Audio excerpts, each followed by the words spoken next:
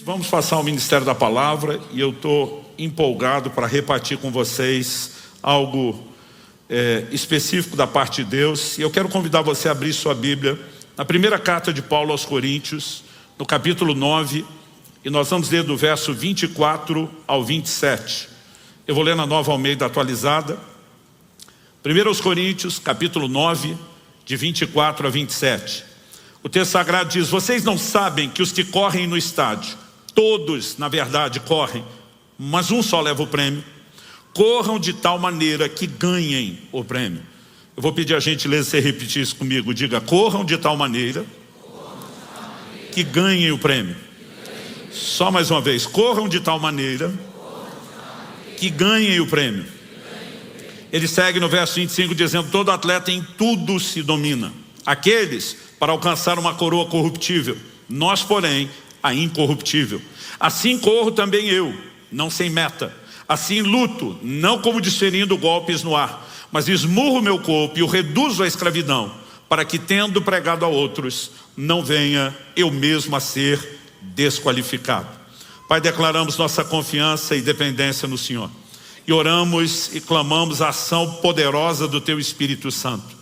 Sabemos que muito mais do que apenas trazer a instrução, a correção, a exortação, o ensino da palavra, que o Senhor quer de fato produzir em nós algo. E nós clamamos por um toque dos céus, clamamos por despertamento, clamamos por uma unção de encorajamento nessa manhã, se é que podemos rotular dessa forma, a manifestação sobrenatural do Espírito da verdade, operando por meio da Tua palavra. E desde já nós bendizemos o Teu nome pela certeza daquilo que o Senhor fará. Em nome de Jesus oramos, amém. Bom, o tema da minha mensagem hoje é: corra pelo prêmio. O apóstolo Paulo usa um paralelo, uma alegoria, que as pessoas dos seus dias não tinham dificuldade de entender, em especial os coríntios, né? Porque estamos falando de uma cidade da Grécia, e desde o Império Grego, isso se estenderia depois no Império Romano também. Então tanto o grego como o romano, eles tinham uma cultura de esportes. Eu fiquei impressionado estudando isso de forma detalhada, minuciosa, né, com o nível de dedicação dos atletas. Quando ele está falando que o atleta em tudo se domina, né, muitas vezes a gente imagina, bom, até atleta da antiguidade não sabia o que era performance e rendimento de hoje, né? Quando você olha para os treinamentos aos quais eles eram submetidos, eram treinos rigorosos.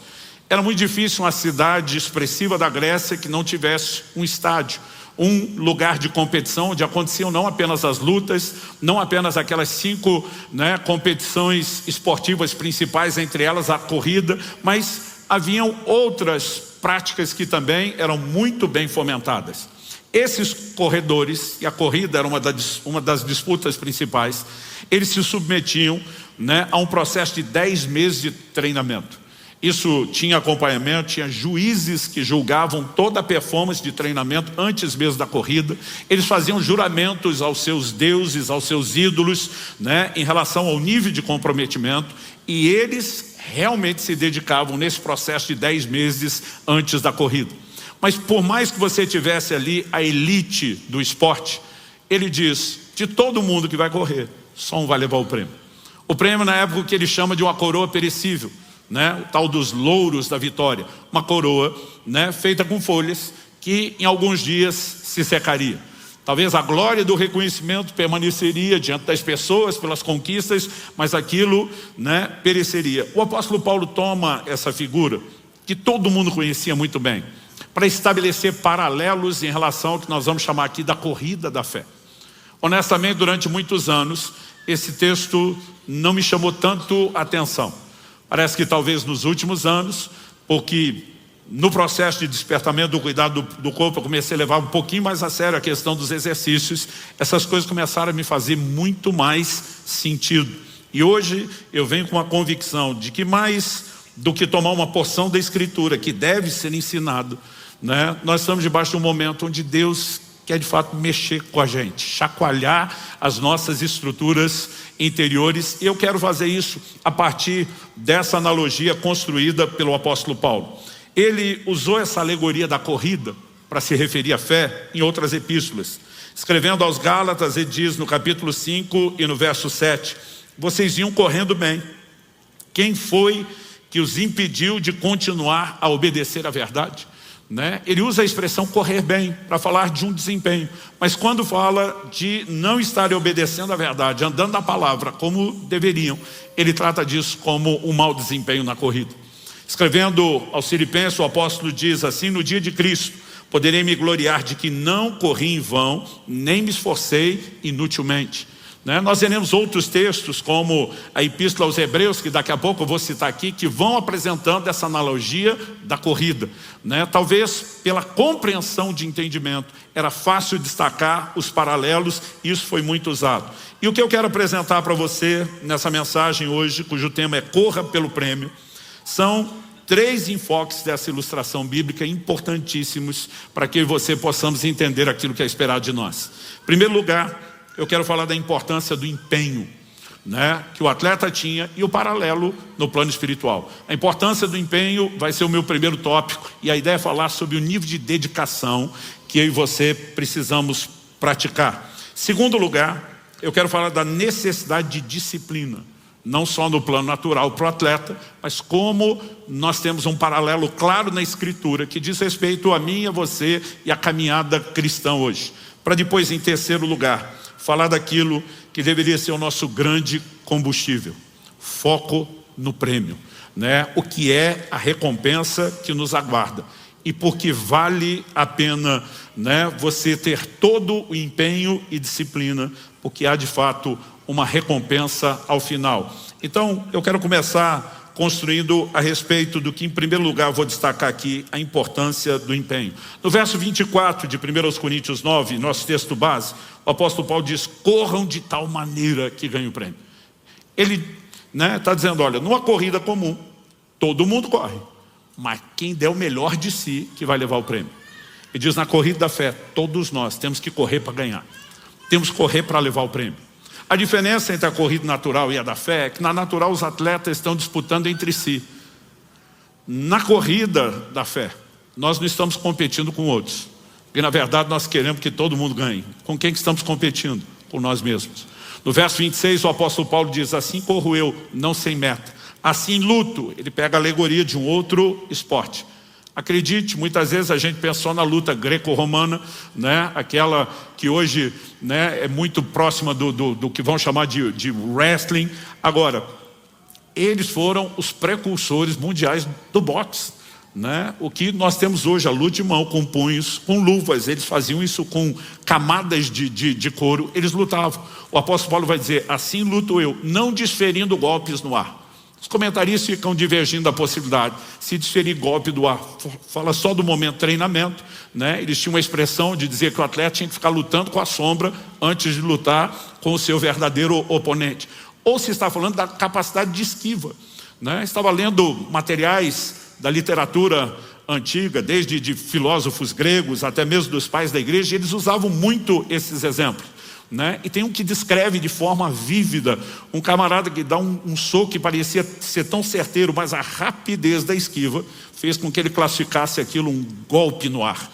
Paulo está dizendo: eu não corro sem meta, eu corro para ganhar, eu não luto para dar golpe no ar. Mas aí no verso 27 você vê que ele encerra com a seguinte declaração: ele diz: eu esmurro o meu corpo e o reduzo à escravidão, para que, tendo pregado a outros, não venha eu mesmo ser desqualificado. Quando Paulo fala de esmurrar o corpo, ele não está falando de algo literal.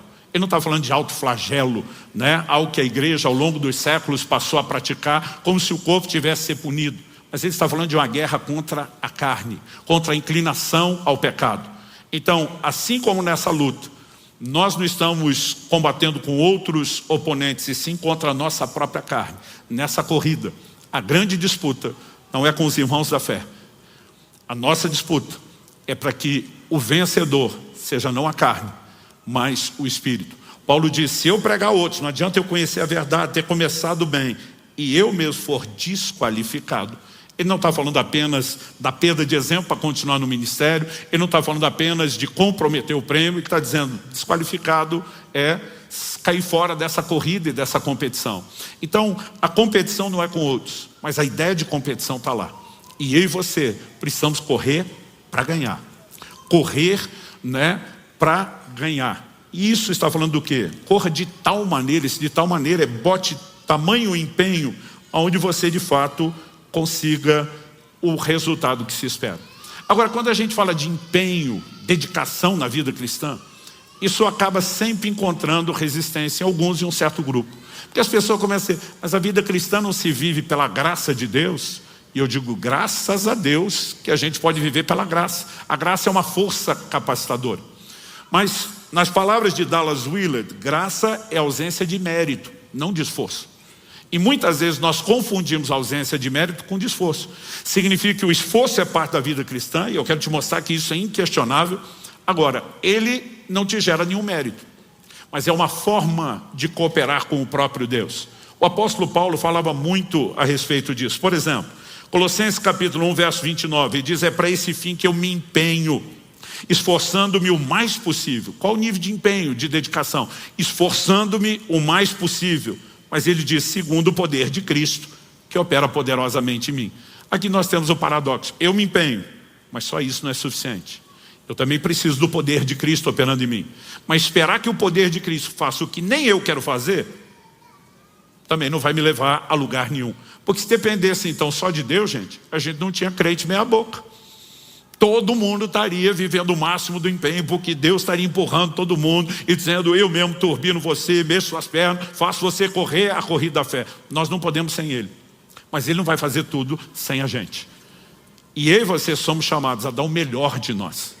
Um dia desses, uma pessoa perguntou para mim, falou, eu fico olhando seu empenho e dedicação na vida cristã, parece que você está tentando chamar a atenção de Deus. Eu falei, não, criatura, você está equivocado. É Ele que chamou minha atenção. É por causa dele que eu corro.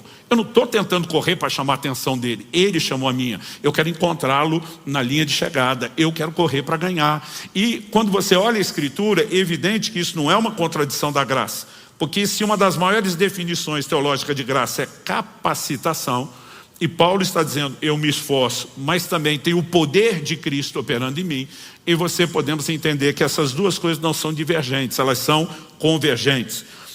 Essa ideia de esforço, ela foi largamente aplicada no Novo Testamento, dedicação, empenho, A gente volta e meia fala disso em várias mensagens. O apóstolo Pedro diz, reunindo toda a diligência. O que é diligência? Dedicação. Nós precisamos colocar o melhor de nós nessa corrida.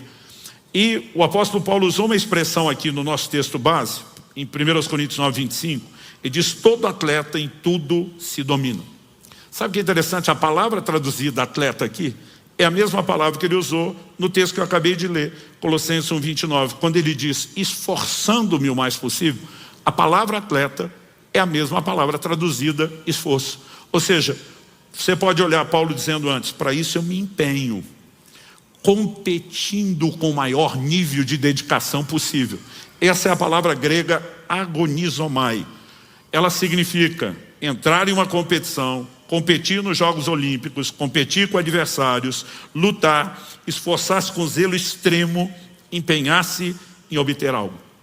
Acredita-se que essa é a raiz da palavra agonizar.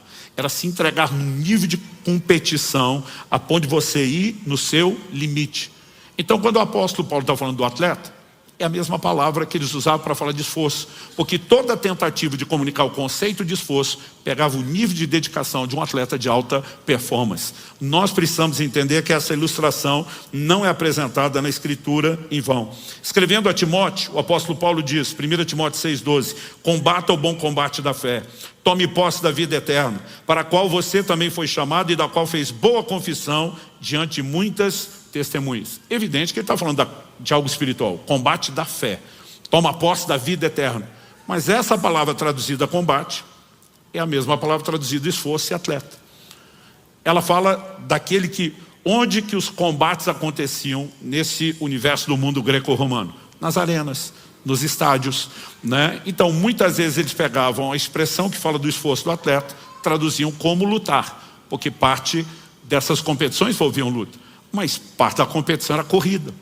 Então o apóstolo Paulo poderia estar dizendo a Timóteo, corra a corrida da fé, esforce-se. Aliás, a versão fácil de ler em português traduziu combata o bom combate da fé assim, dê o melhor de você para ganhar a nobre corrida da fé.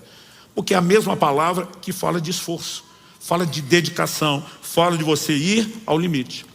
Em Hebreus, no capítulo 12, no verso 1, nós temos outra ilustração da corrida.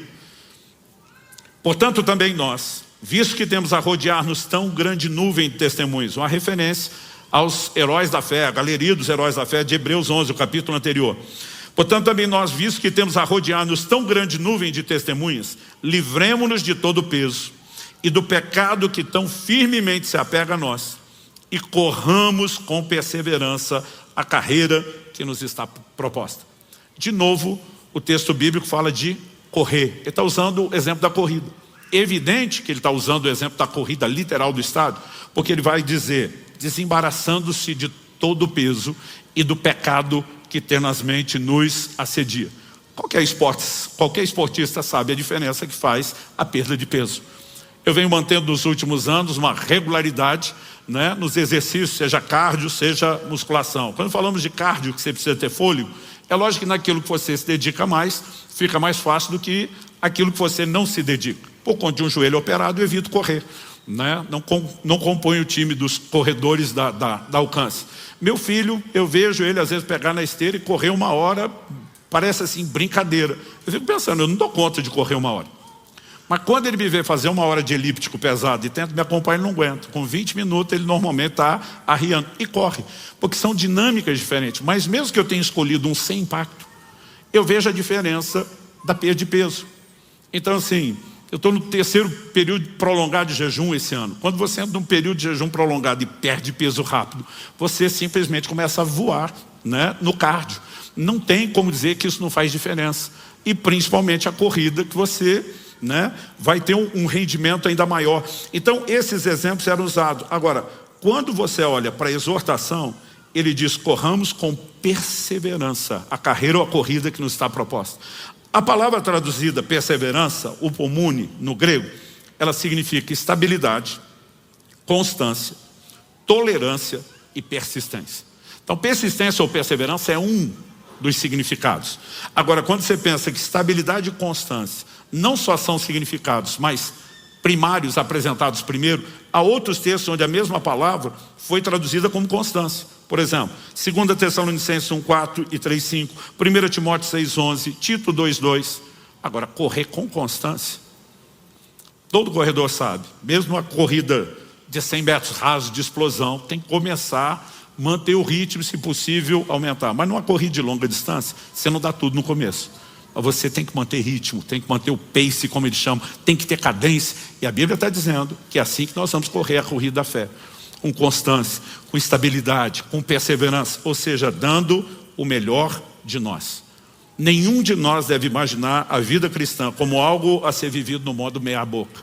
Mas sim, no mais alto nível de entrega, empenho e dedicação. Quem está entendendo, diga amém. Segunda coisa a ser destacada, a necessidade de disciplina. Esse é outro paralelo apresentado quanto ao atleta no texto bíblico e aplicado quanto à vida cristã. Disciplina.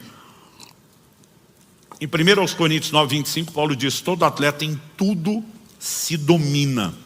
A palavra grega traduzida, se domina, ela significa controlar-se, ser continente, exibir autodomínio, conduzir-se temperadamente. Metaforicamente falando, trata-se da imagem derivada de atletas, que ao preparar-se para os jogos, abstêm-se de comida prejudicial à saúde, vinho e indulgência sexual. Gente, o padrão de concentração e dedicação desses atletas gregos, né, e depois mesmo no Império Romano, era de alto nível. Né? É surpreendente imaginar que 2000 anos atrás eles tivessem esse nível de entrega. Mas algo que definia os atletas de alto rendimento e performance, em tudo se domina. Eram disciplinados, tinham horário para comer, tinham horário para dormir, tinham horário para treinar. Né? Eram disciplinados na quantidade e na qualidade do que comiam, né? Eram disciplinados não apenas nos horários, mas na repetição dos treinos. Eles sabiam, né, esse período de 10 meses ao longo de observação era algo que eles percebiam que poderia levar o atleta a um alto nível de rendimento, mas se não houvesse essa disciplina no processo, ele não estaria entre a elite dos corredores ou dos esportistas. E isso tem um paralelo para a vida espiritual. Aliás, nós podemos dizer que o cerne da doutrina da santificação, e eu e você que já entramos pela porta, estamos caminhando para alcançar o alvo. Estamos hoje num período que a gente define na teologia como o caminho. Entre a porta, a experiência da conversão, e o alvo, a linha de chegada, que nós temos é o caminho. E o caminho da ideia de progressão. No caminho nós vivemos a santificação progressiva. E o cerne da doutrina da santificação se resume a um elemento: domínio próprio. Mortificação da carne. Ou seja, nós precisamos entender que apesar de você ter a menção lá no livro de Gálatas, né, no contraste das obras da carne e o fruto do Espírito, uma das características do Espírito, né, do fruto do Espírito é o domínio próprio. Nós precisamos entender que o domínio é o cerne de tudo. E domínio próprio é algo que se pratica, é algo que se exercita. Ninguém fica bom em nada sem treino, gente. E o cristão precisa entender, né, que essa prática contínua de domínio próprio, de controle, é algo que vai fazer toda a diferença. Começando de disciplinas na vida natural, até se estendendo para o padrão ou para o plano espiritual. Eu reconheço que isso tem uma importância enorme. E nós precisamos de disciplinas. As disciplinas espirituais, devocional, vida de oração, leitura na palavra, jejum, né? O poder da abstinência na vida cristã, ele precisa ser melhor entendido. Para mim é de admirar que os atletas de alto rendimento sabiam que precisavam de abstinência de bebida alcoólica, sabiam que precisavam de abstinência de certos alimentos, sabiam que em certos períodos de treino já praticavam abstinência sexual e se doavam a isso em alto nível, por uma coroa perecível. Por que é que nós, que estamos de olho na coroa eterna, na grande recompensa, vamos simplesmente ser negligentes em relação ao entendimento dessa prática? Algo que eu tenho percebido, né, é que os cristãos que exercem o princípio da abstinência, o jejum em todos os seus formatos, possibilidades, práticas, é um exercício importante e necessário, né? Controle, domínio de si é algo que nós temos que exercitar e praticar. Eu me lembro de uma ocasião que eu e Kelly estávamos com outro casal de pastores numa outra cidade que estávamos à mesa comendo. E eu observo que um dos dois do lado de lá repetiu algo uma vez, repetiu a segunda, na terceira eu não aguentei. Eu falei: olha, você me conhece. Você sabe que eu durante muito tempo achei que quando Jesus mandou os discípulos pregar, ele fala: comei de tudo puser diante de vós. Eu achava que ele mandou comer tudo. Demorou para entender, comer tudo é quantidade, de tudo é diversidade, né? E eu falei: eu acho que eu tenho autoridade para te falar isso pela mudança que eu vivi. Não há motivo para você continuar repetindo isso. Você já curtiu, já sabe o sabor, já aproveitou, já deleitou, você já passou da cota. A pessoa olhou para mim e falou: ai, desculpa, é que eu não aguento, eu não consigo. Eu na hora que eu vi já tinha falado. Eu falei: então seu cônjuge olhar para uma outra pessoa que não seja você e dizer eu não aguento, eu não resisto, está tudo bem, a pessoa quase demoniou, de jeito nenhum. Eu falei: por que numa área está tudo bem não resistir e na outra está errado? Falei: essa relativização é um trem de sabotagem. Nós precisamos entender que domínio próprio é algo que se exerce de forma contínua em todas as áreas. E na vida cristã, gente, nós temos que dar mais atenção a isso. Quem está entendendo, diga amém. Mas nós também temos aqui a questão das disciplinas, não só do controle, mas das disciplinas. E há paralelos entre as disciplinas naturais do atleta e as espirituais.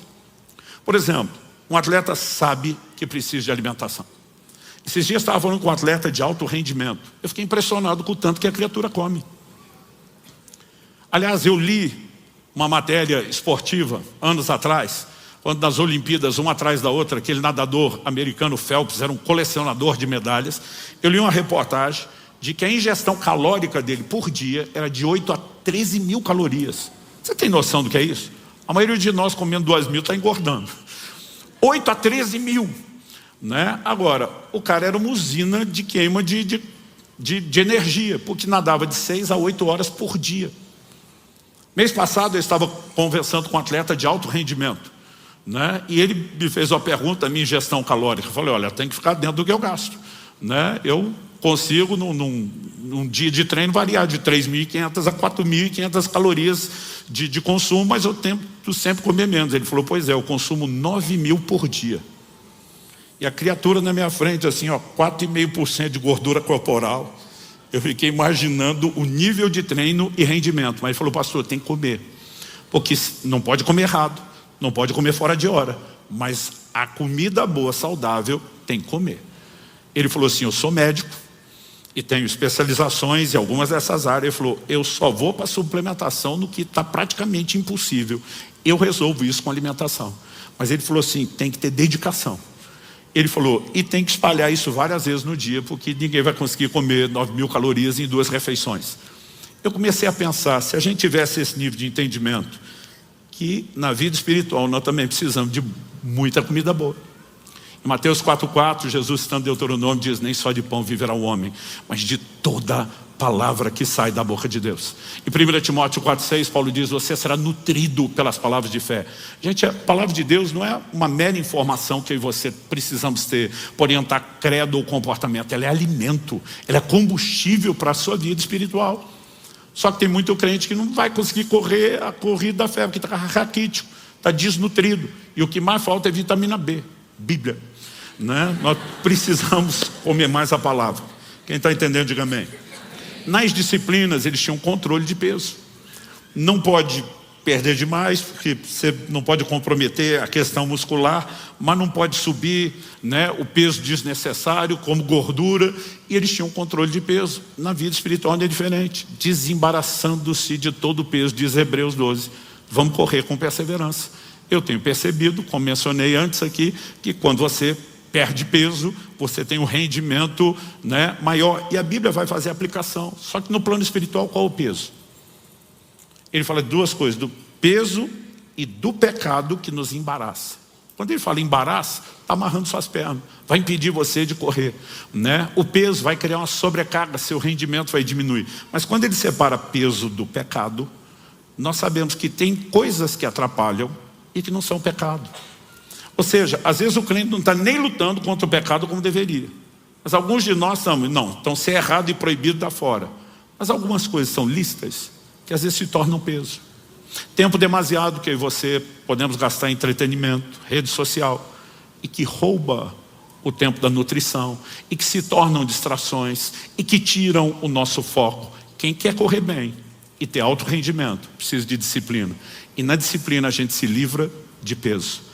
Peso desnecessário, né? Coisas que às vezes estamos carregando e nos atrapalham. Deixa eu correr aqui contra o tempo. Exercício, né? Como eu falei, ninguém fica bom em nada sem exercício. Isso também é aplicado para o plano espiritual. Em 1 Coríntios 4,7, o apóstolo Paulo diz assim, exercita-te pessoalmente na piedade. Ele usa a analogia do exercício, mas ele vai aplicar a piedade. No verso seguinte, 1 Timóteo 4,8, Paulo diz, pois o exercício físico para pouco proveito, mas a piedade para tudo é proveitosa, porque tem a promessa da vida que agora é e daqui há de vir. A palavra traduzida exercício, seja quando ele fala exercício na piedade, ou depois exercício físico, é a palavra grega ginásia. Ela é a raiz da palavra ginásio, o lugar onde se faz ginástica, o que hoje a gente chama mais de academia do que ginásio. No espanhol e no inglês eles ainda usam muito a expressão ginásio, no espanhol gym, a contração, né? No inglês é a mesma raiz dessa palavra antiga, o lugar onde os atletas iam treinar em alta performance. E a Bíblia diz que eu e você temos que fazer o mesmo em relação à piedade, porque ninguém fica bom em nada sem treino, gente. Então assim, oração, exercício contínuo, né? Eu fico olhando para alguns crentes que eles não têm empolgação de vir para uma vigília, como essas que a gente anuncia, vai da 12:00 às 6. Porque mesmo você botar a adoração, a palavra ou outra, chega uma hora e ele não tem assunto. Ele está que nem aquele crente que cansou de orar a mesma coisa, escreveu uma placa e ele dizia para Deus, contempla a minha placa, para eu não ficar repetindo. Agora, a melhor coisa para um novo convertido é quando ele cola em gente que ora. Porque como é que você aprende a orar? Orando. Quanto mais você se dedica, mais a vida de oração flui, né? A palavra de Deus, leitura bíblica, a mesma coisa. Esses dias eu estava conversando com alguém que perdeu o ritmo de treino e falou, pastor, eu descobri que no reino espiritual é a mesma coisa. Quanto mais você ora e lê a Bíblia, mais você quer fazer. Do mesmo jeito que quem treina, quanto mais treina, mais quer treinar. Mas quanto menos faz, menos ânimo vai ter para fazer. É a mesma coisa, exercício na piedade. Se você não treinamos nos compadecer das pessoas todos os dias, né? Ou A maior parte dos dias podemos. Se eu e você não treinamos compartilhar o evangelho, não nos exercitamos na piedade, como é que vamos ser cristãos de alto nível? O exercício precisa ser parte. E a gente tem que ser dedicado nessa disciplina também. Mas também precisamos de descanso. Quem treina sem descanso vai ter problema, né? Nem todo nível de treinamento pode levar àquela sobrecarga que eles chamam de overtraining, mas abaixa o rendimento. E nós precisamos entender a importância de descanso. O descanso é inegociável para os atletas, né, que querem ter rendimento. Não apenas ter uma rotina de descanso, mas depois de determinados treinos mais intensos, precisam de descanso. No plano espiritual, o descanso não é apresentado como uma pausa nos exercícios. Como se tipo assim, já orei muito essa semana, preciso de um dia de descanso. Já li muito a Bíblia, preciso de descanso. Falei muito de Jesus, preciso de descanso. Mas ele é incluído numa outra perspectiva. Em primeiro lugar, em Hebreus 4:3 a Bíblia diz: nós os que cremos entramos no descanso. Há um descanso da fé, que usa o paralelo de recuperar as forças, mas não necessariamente da pausa. Hebreus 12, verso 1, citei agora há pouco, fala de correr com perseverança a corrida da fé. Olha o que diz Hebreus 12:12, que está no contexto ainda. O texto sagrado diz assim: por isso levantem as mãos cansadas e fortaleçam os joelhos vacilantes.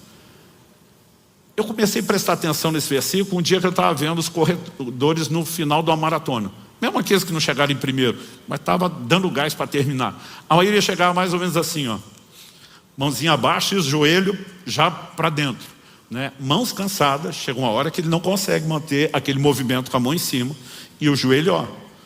Aliás, tem uma tradução que usa a expressão joelhos trôpegos em vez de vacilante. O que você vê de gente caindo perto da linha de chegada porque o cara está no limite. Agora a Bíblia diz: fortaleça isso, mas não dá para parar de correr. Na corrida da fé, o descanso, ele vem acontecendo de forma paralela e simultânea enquanto você corre. Não é parar de correr. Olha o que diz Isaías 40, do verso 29 ao 31. Ele fortalece o cansado e multiplica as forças ao que não tem nenhum vigor. Os jovens se cansam e se fatigam, os moços de exaustos caem, mas os que esperam no Senhor renovam as suas forças, sobem com asas como águias, correm e não se cansam, caminham e não se fatigam. Isso não deveria ser a temática de Carruagem de Fogo, deveria ser da minha e da sua vida. E se não tem minha idade, nem sabe o que eu estou falando. E tem gente que nem conhece o filme, mas tudo bem. O descanso pode ser vivido enquanto eu e você corremos a corrida da fé, mas nós precisamos dele. É aí que vamos lembrar da graça.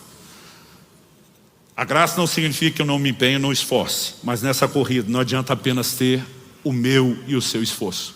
Ele precisa ser o passo inicial onde a gente diz: Senhor, eu preciso daquele turbo, o poder que opera em mim, né? Como o apóstolo Paulo falou, nessa corrida não vai ter exame antidoping.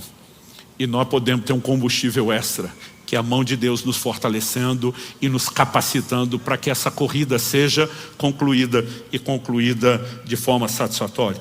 O nível de rendimento de todo atleta é diretamente proporcional ao seu nível de disciplina. A pergunta é: no plano espiritual seria diferente? A resposta é não. De acordo com essa analogia bíblica, não.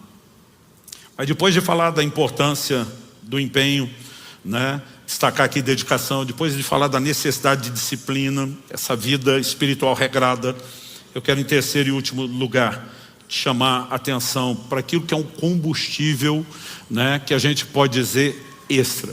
O livro de Hebreus fala de alguns que da fraqueza tiraram forças. Eu às vezes fico admirado vendo cenas como essa de esporte, de alguém quando mira a linha de chegada, você fala assim: não tem mais nada no tanque, né? Esses dias vi um relaxar na chegada.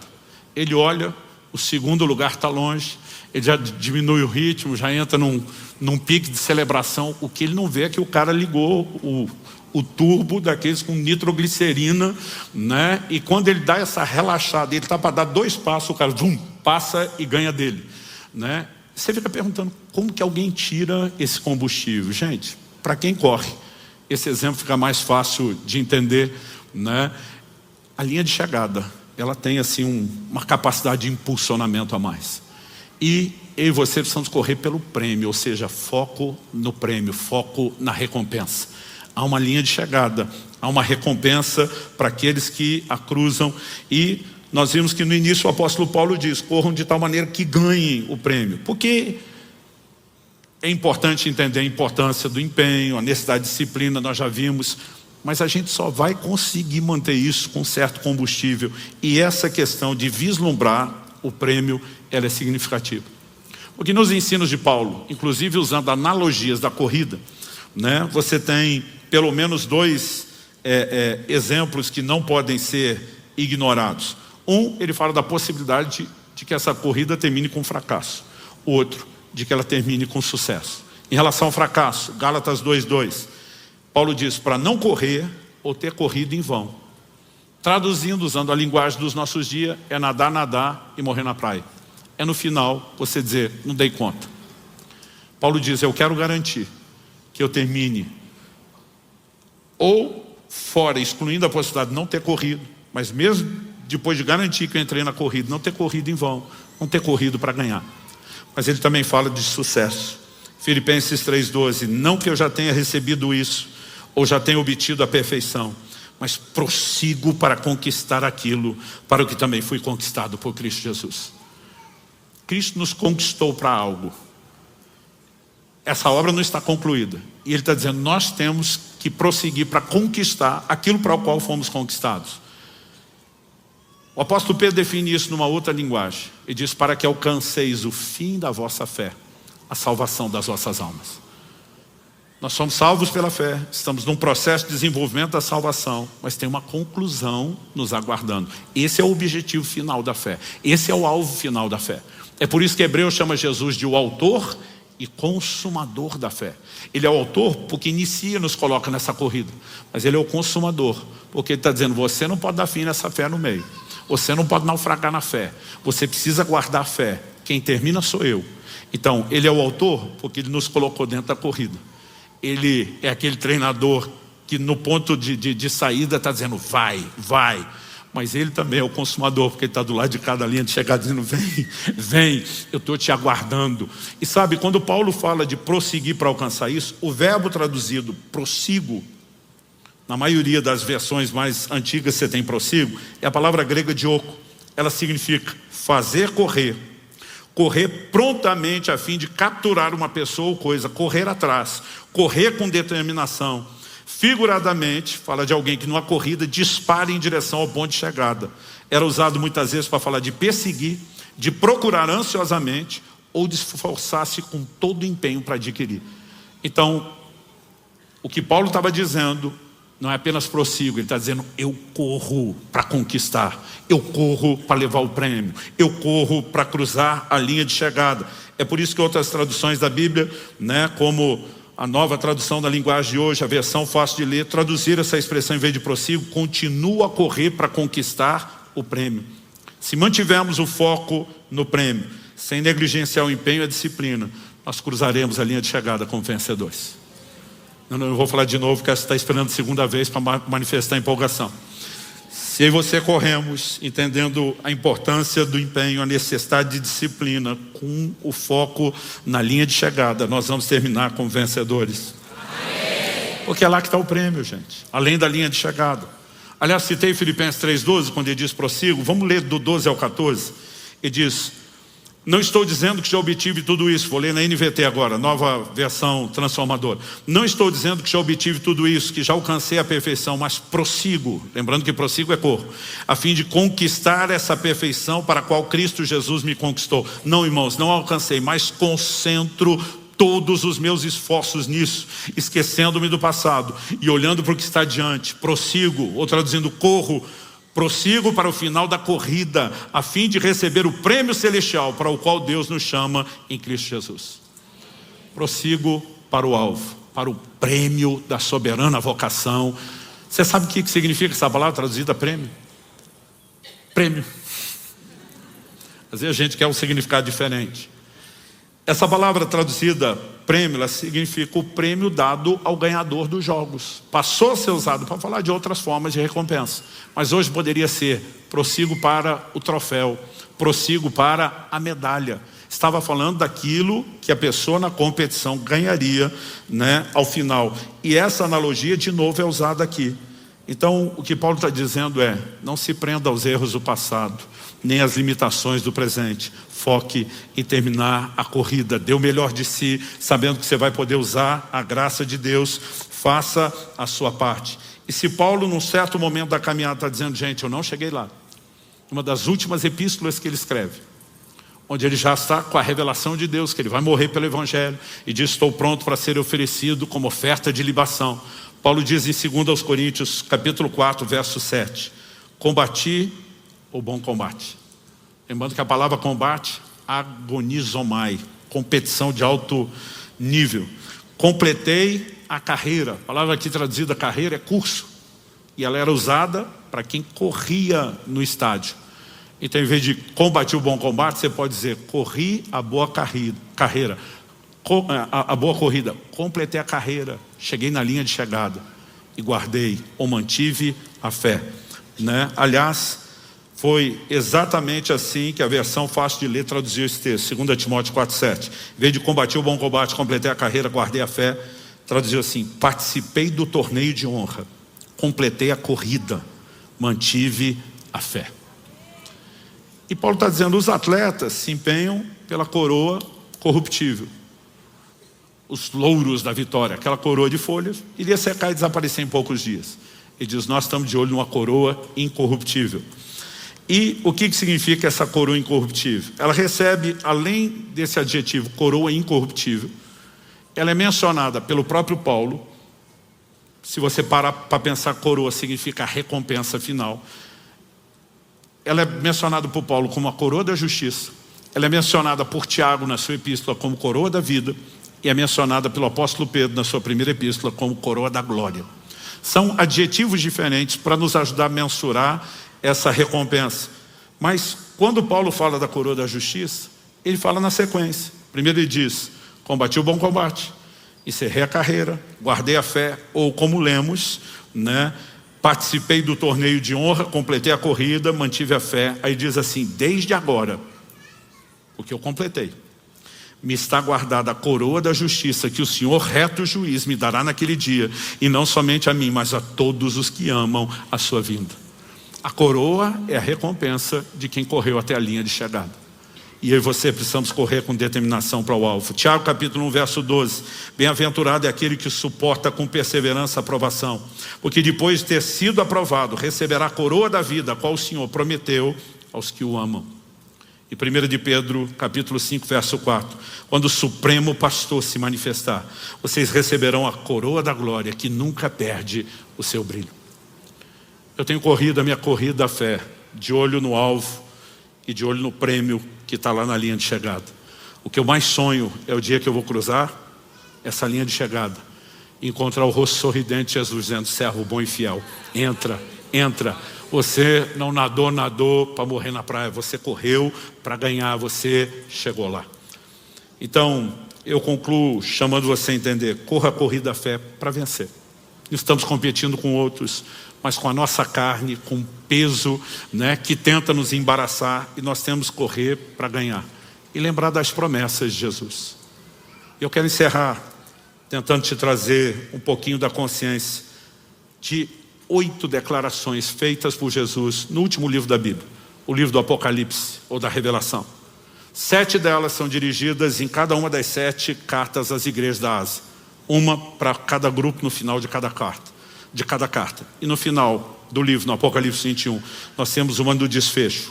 Então me permita fazer as citações aqui. Palavras de Jesus, Apocalipse 2,7, na carta à igreja em Éfeso. Ao vencedor darei o direito de se alimentar da árvore da vida que se encontra no paraíso de Deus. A quem ele vai dar o direito? Ao vencedor.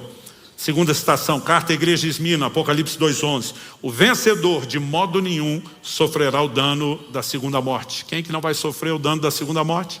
O vencedor. 3, carta à igreja em Pérgamo. Ao vencedor darei do maná escondido. Também lhe darei uma pedrinha branca, e sobre essa pedrinha um novo nome escrito, o qual ninguém conhece, exceto aquele que o recebe. Ao vencedor. Quarta citação, carta à igreja em Tiatira. Ao vencedor que guardar até o fim as minhas obras, eu lhe darei autoridade sobre as nações, e com cetro de ferro as governará e as reduzirá a pedaços como se fossem objetos de barro. Assim como também eu recebi a autoridade do meu Pai, e lhe darei ainda a estrela da manhã. Quinta citação, carta à igreja em Sardes. O vencedor será assim vestido de branco, e de modo nenhum apagarei o seu nome do livro da vida. Pelo contrário, confessarei o seu nome diante de meu Pai e diante dos seus anjos. Sexta citação, carta à igreja em Filadélfia. Ao vencedor farei com que seja uma coluna no santuário do meu Deus, e dali jamais sairá. Gravarei sobre ele o nome do meu Deus, o nome da cidade do meu Deus, a nova Jerusalém que desce do céu, vindo da parte de Deus, e o meu novo nome. Sétima citação, carta à igreja em Laodiceia. Apocalipse 3:21. Ao vencedor darei o direito de se sentar comigo no meu trono, assim como eu também venci e me sentei com o Pai no seu trono. Há uma recompensa para os vencedores. E no desfecho, eu podia só ler Apocalipse 21:7, que diz: o vencedor herdará essas coisas, e eu serei o Deus dele, ele será o meu filho. Mas eu quero ler o contexto, para que você entenda o que significa herdará essas coisas. Apocalipse 21, do verso 3 ao 8. Então ouvi uma voz forte que vinha do trono e dizia: eis o tabernáculo de Deus com os seres humanos. Esse é o momento da consumação da obra da redenção final. Deus habitará com eles, eles serão um povo de Deus, e Deus mesmo estará com eles e será o Deus deles, e lhes enxugará dos olhos toda lágrima. Já não existirá mais morte, já não haverá luto, nem pranto e nem dor, porque as primeiras coisas passaram. Então, a única vez que eu leio esse texto, seja pessoalmente ou em público, por décadas, que isso não me emocione. E aquele que estava sentado no trono disse: eis que faço novas todas as coisas. E acrescentou: escreva, porque essas palavras são fiéis e verdadeiras. Disse-me ainda: tudo está feito. Eu sou o alfa e o ômega, o princípio e o fim. Eu, a quem tem sede, darei de graça da fonte da água da vida. O vencedor herdará essas coisas. Eu serei o Deus dele, e ele será o meu filho. Quando a corrida estiver pesada, lembre: o vencedor herdará. Quando a corrida estiver difícil, lembre: os olhos fitos em Jesus, o autor e o consumador da fé. Ele é quem declara: eis que cedo venho, comigo está a minha recompensa. Foco no prêmio. O vencedor herdará essas coisas, eu serei o Deus dele, ele será meu filho. Mas eu não posso também deixar de ler a advertência do verso seguinte, o 8. Quanto porém aos covardes, aos incrédulos, aos abomináveis, aos assassinos, aos imorais, feiticeiros, aos idólatras e todos os mentirosos, todos aqueles que saíram da corrida, a parte que lhes cabe será no lago que está queimando com fogo e enxofre, a saber, a segunda morte. E essa declaração também se qualifica dentro da afirmação: essas palavras são fiéis e verdadeiras. Tanto a promessa ao vencedor, como a punição aos que abandonaram a corrida. E que diante disso, a gente possa sair daqui com algo prático em mente, em relação a essa corrida da fé. Que você se lembre da importância do empenho, da necessidade de disciplina, e da importância também, do quão vital é manter o foco no prêmio. Porque naquele dia, nós vamos poder dizer como Paulo em Gálatas 2:2, que decidimos, garantimos não correr ou não ter corrido em vão. E quando nós cruzarmos essa linha de chegada, cada fibra do nosso ser vai estar gritando: valeu a pena. Valeu a pena. Há muita coisa na eternidade em jogo, e às vezes pequenas distrações estão nos roubando de algo tão extraordinário. Que essa analogia de alguma forma possa ser um instrumento de Deus para despertar a mim e a você. Eu quero que você fique em pé para nós orarmos.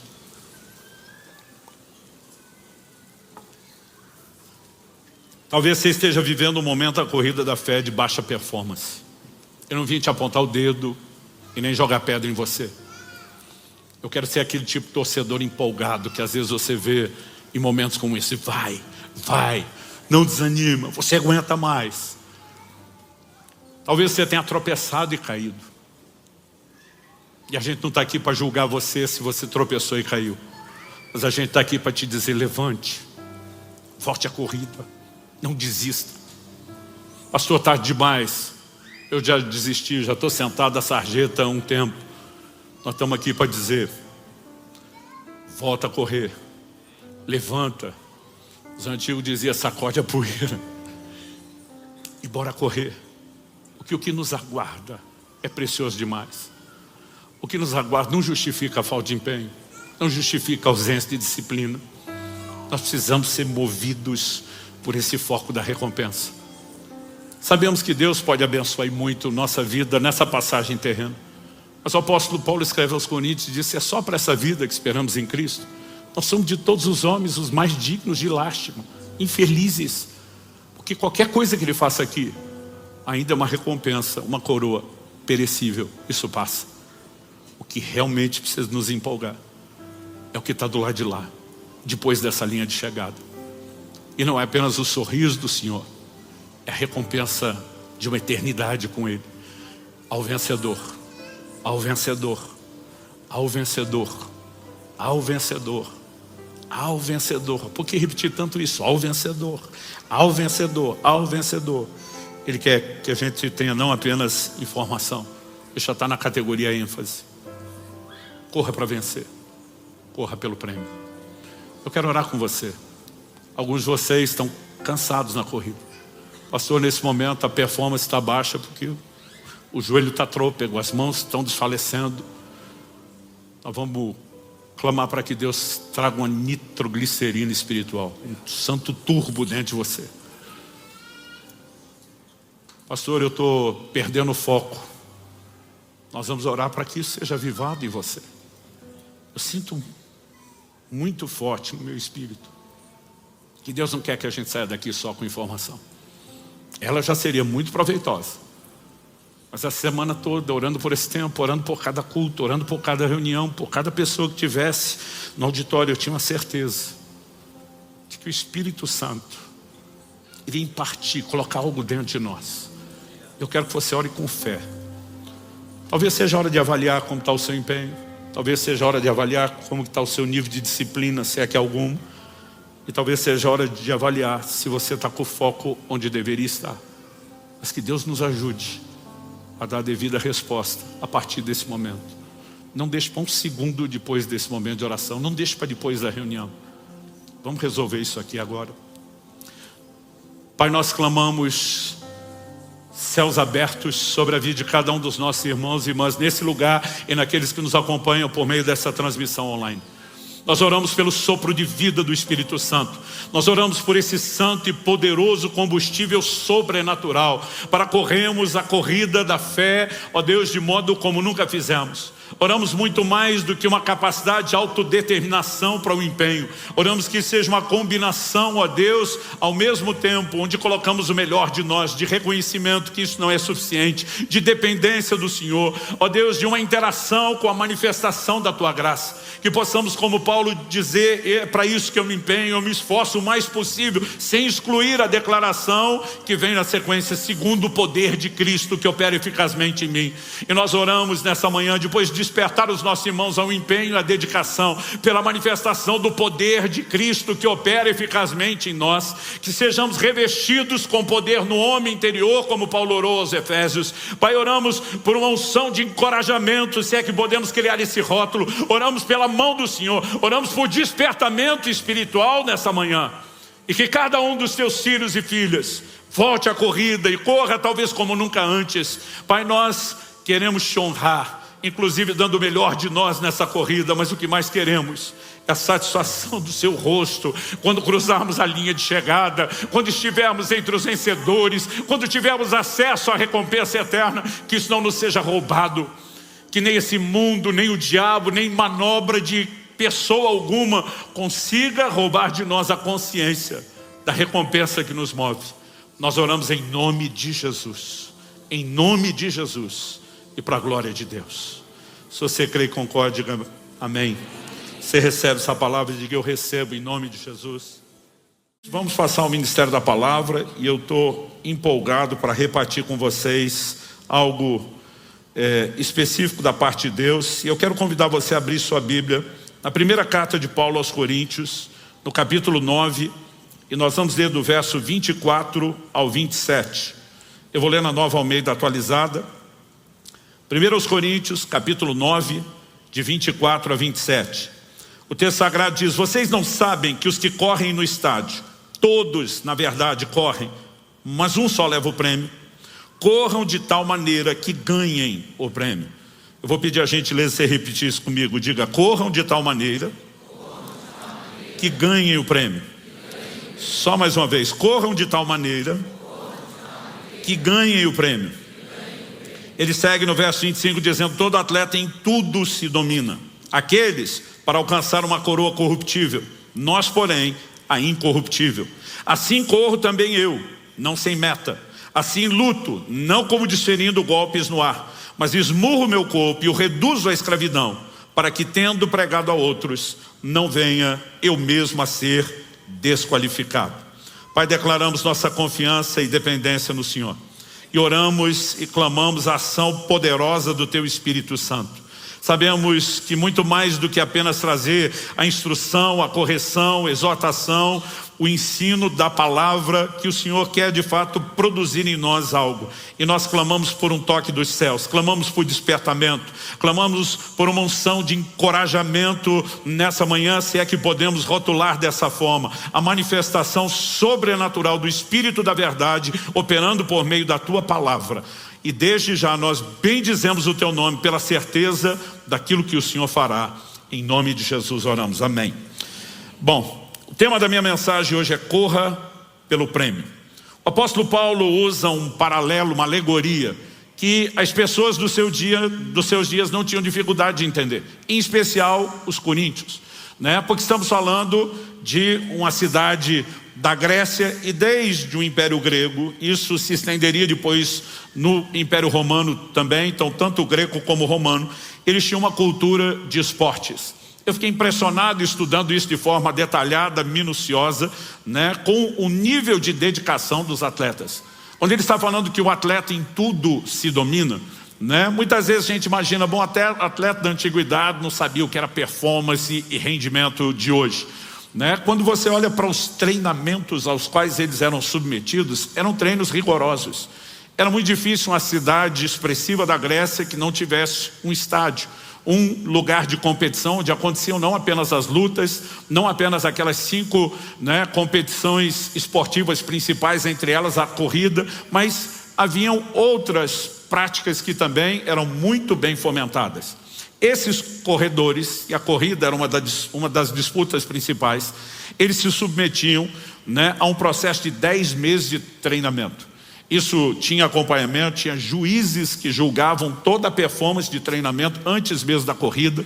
Eles faziam juramentos aos seus deuses, aos seus ídolos, né, em relação ao nível de comprometimento, e eles realmente se dedicavam nesse processo de 10 meses antes da corrida.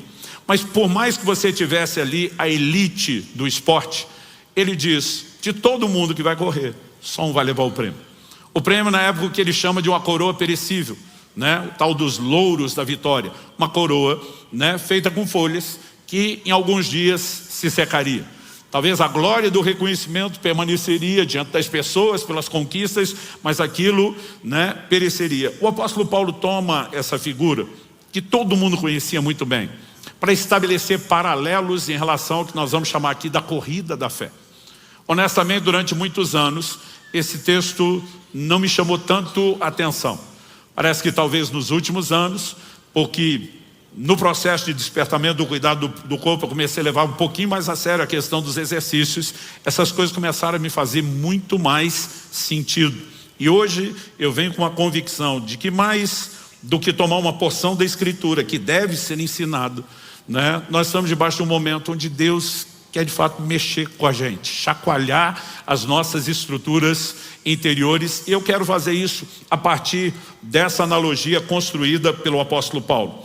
Ele usou essa alegoria da corrida para se referir à fé em outras epístolas. Escrevendo aos Gálatas, ele diz no capítulo 5 e no verso 7: vocês iam correndo bem. Quem foi que os impediu de continuar a obedecer à verdade? né? Ele usa a expressão correr bem para falar de um desempenho, mas quando fala de não estarem obedecendo à verdade, andando na palavra como deveriam, ele trata disso como um mau desempenho na corrida.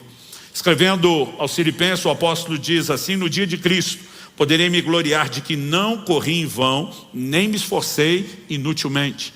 Nós veremos outros textos, como a Epístola aos Hebreus, que daqui a pouco eu vou citar aqui, que vão apresentando essa analogia da corrida.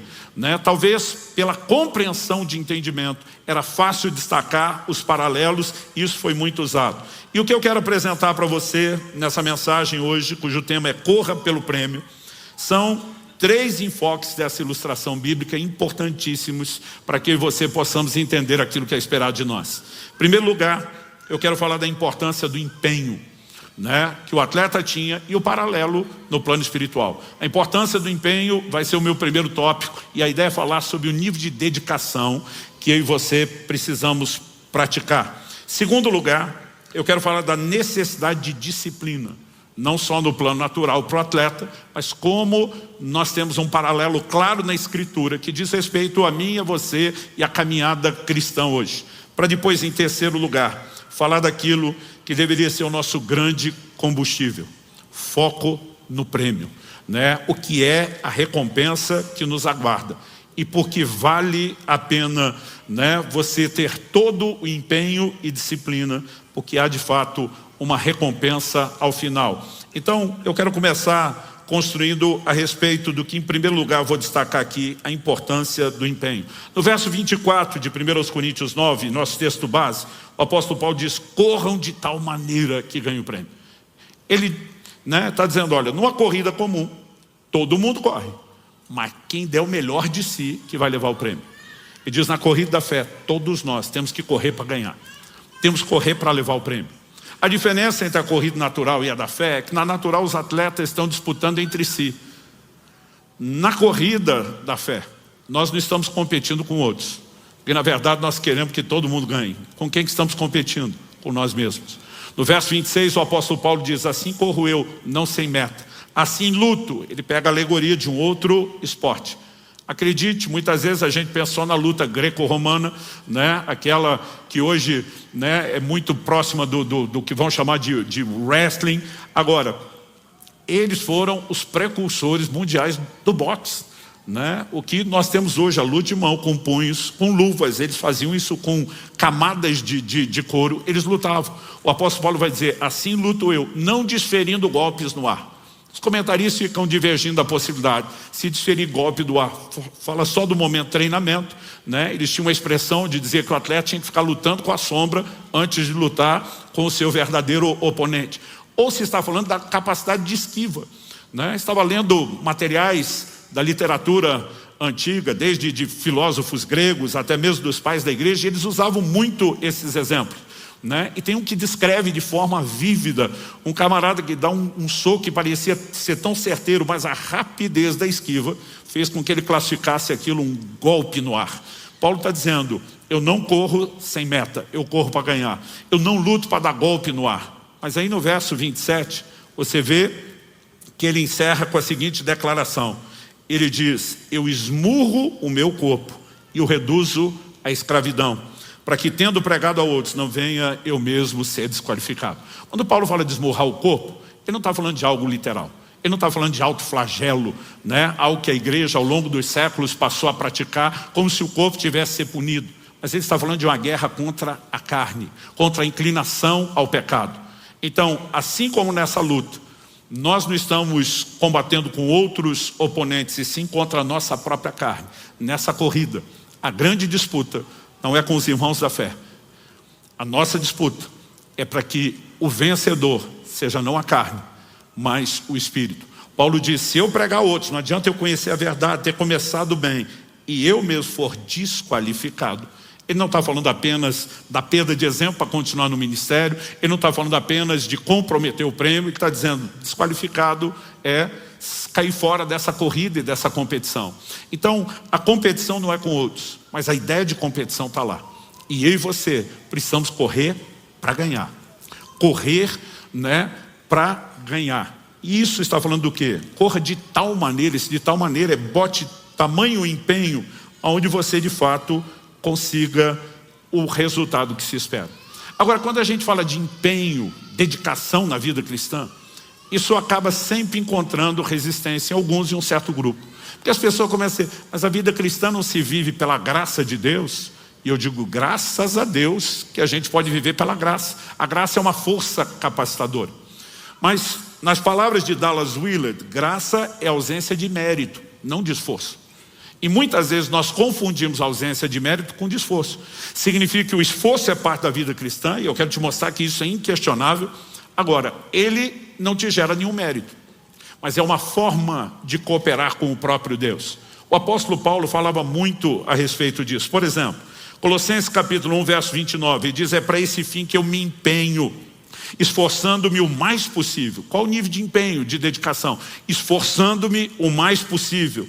Mas ele diz, segundo o poder de Cristo, que opera poderosamente em mim. Aqui nós temos o paradoxo. Eu me empenho, mas só isso não é suficiente. Eu também preciso do poder de Cristo operando em mim. Mas esperar que o poder de Cristo faça o que nem eu quero fazer, também não vai me levar a lugar nenhum. Porque se dependesse então só de Deus, gente, a gente não tinha crente meia boca. Todo mundo estaria vivendo o máximo do empenho, porque Deus estaria empurrando todo mundo e dizendo, eu mesmo turbino você, mexo suas pernas, faço você correr a corrida da fé. Nós não podemos sem Ele. Mas Ele não vai fazer tudo sem a gente. E eu e você somos chamados a dar o melhor de nós.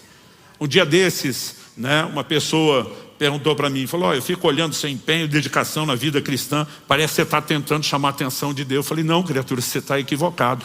É Ele que chamou minha atenção. É por causa dele que eu corro. Eu não estou tentando correr para chamar a atenção dele. Ele chamou a minha. Eu quero encontrá-lo na linha de chegada. Eu quero correr para ganhar. E quando você olha a Escritura, é evidente que isso não é uma contradição da graça. Porque se uma das maiores definições teológicas de graça é capacitação, e Paulo está dizendo, eu me esforço, mas também tem o poder de Cristo operando em mim, e você podemos entender que essas duas coisas não são divergentes, elas são convergentes. Essa ideia de esforço, ela foi largamente aplicada no Novo Testamento, dedicação, empenho, A gente volta e meia fala disso em várias mensagens. O apóstolo Pedro diz, reunindo toda a diligência. O que é diligência? Dedicação. Nós precisamos colocar o melhor de nós nessa corrida. E o apóstolo Paulo usou uma expressão aqui no nosso texto base, em 1 Coríntios 9, 25, ele diz, todo atleta em tudo se domina. Sabe o que é interessante? A palavra traduzida atleta aqui é a mesma palavra que ele usou no texto que eu acabei de ler, Colossenses 1, 29, quando ele diz esforçando-me o mais possível. A palavra atleta é a mesma palavra traduzida esforço. Ou seja, você pode olhar Paulo dizendo antes, para isso eu me empenho, competindo com o maior nível de dedicação possível. Essa é a palavra grega agonizomai. Ela significa entrar em uma competição, competir nos Jogos Olímpicos, competir com adversários, lutar, esforçar-se com zelo extremo, empenhar-se em obter algo. Acredita-se que essa é a raiz da palavra agonizar. Era se entregar num nível de competição a ponto de você ir no seu limite.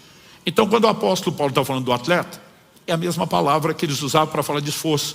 Porque toda tentativa de comunicar o conceito de esforço pegava o nível de dedicação de um atleta de alta performance. Nós precisamos entender que essa ilustração não é apresentada na Escritura em vão.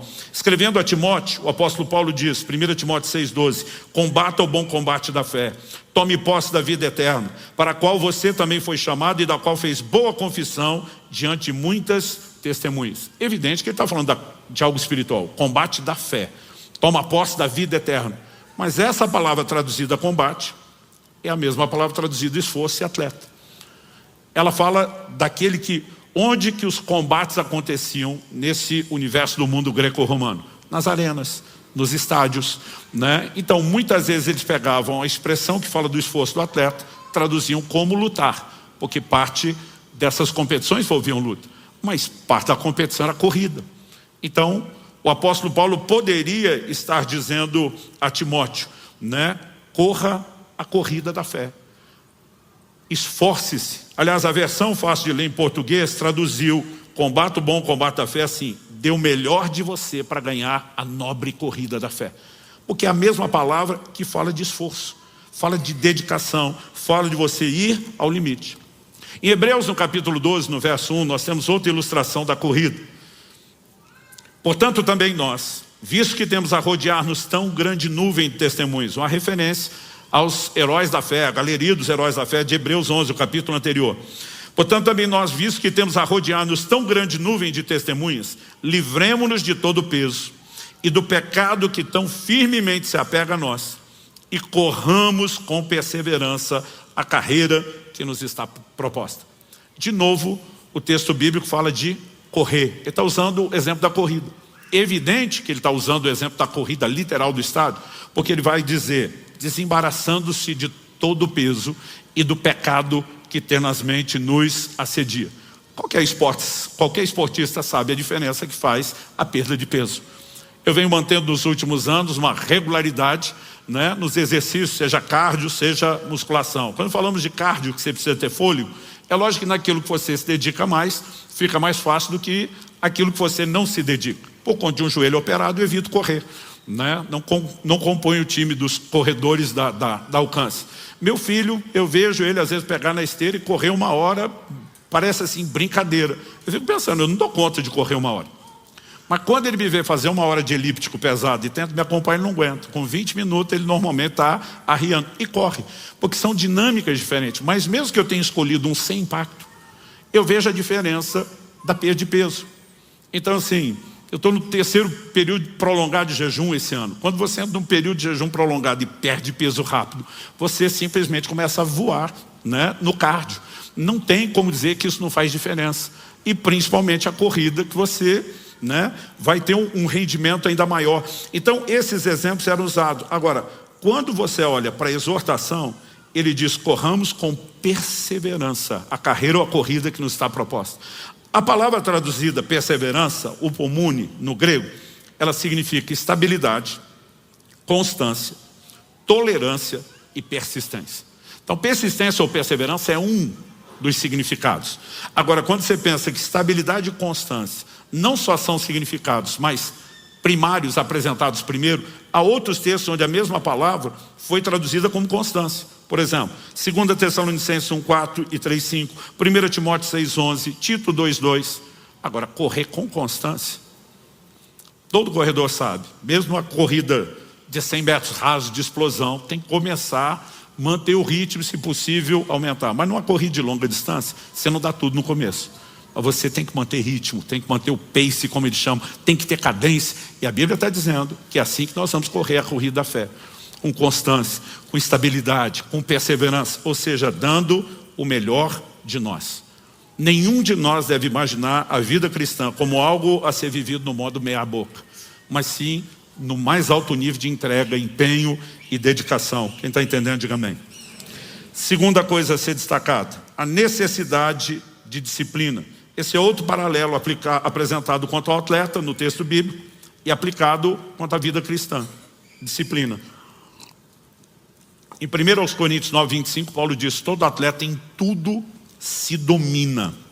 A palavra grega traduzida, se domina, ela significa controlar-se, ser continente, exibir autodomínio, conduzir-se temperadamente. Metaforicamente falando, trata-se da imagem derivada de atletas que, ao preparar-se para os jogos, abstêm-se de comida prejudicial à saúde, vinho e indulgência sexual. Gente, o padrão de concentração e dedicação desses atletas gregos, né, e depois mesmo no Império Romano, era de alto nível. Né? É surpreendente imaginar que 2000 anos atrás eles tivessem esse nível de entrega.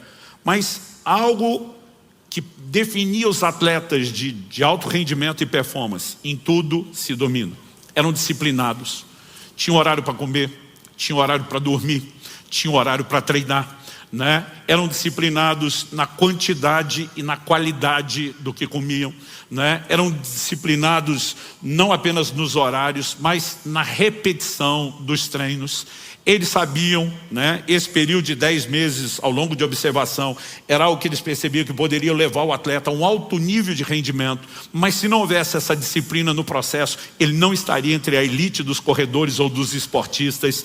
E isso tem um paralelo para a vida espiritual. Aliás, nós podemos dizer que o cerne da doutrina da santificação. E aí você que já entramos pela porta. Estamos caminhando para alcançar o alvo. Estamos hoje num período que a gente define na teologia como o caminho. Entre a porta, a experiência da conversão, e o alvo, a linha de chegada, o que nós temos é o caminho. E o caminho da ideia de progressão. No caminho nós vivemos a santificação progressiva. E o cerne da doutrina da santificação se resume a um elemento: domínio próprio, mortificação da carne. Ou seja, nós precisamos entender que, apesar de você ter a menção lá no livro de Gálatas, né, no contraste das obras da carne e o fruto do Espírito, uma das características do Espírito, né, do fruto do Espírito, é o domínio próprio. Nós precisamos entender que o domínio é o cerne de tudo. E domínio próprio é algo que se pratica, é algo que se exercita. Ninguém fica bom em nada sem treino, gente. E o cristão precisa entender, né, que essa prática contínua de domínio próprio, de controle, é algo que vai fazer toda a diferença. Começando de disciplinas na vida natural, até se estendendo para o padrão ou para o plano espiritual. Eu reconheço que isso tem uma importância enorme. E nós precisamos de disciplinas. As disciplinas espirituais, devocional, vida de oração, leitura na palavra, jejum, né? O poder da abstinência na vida cristã, ele precisa ser melhor entendido.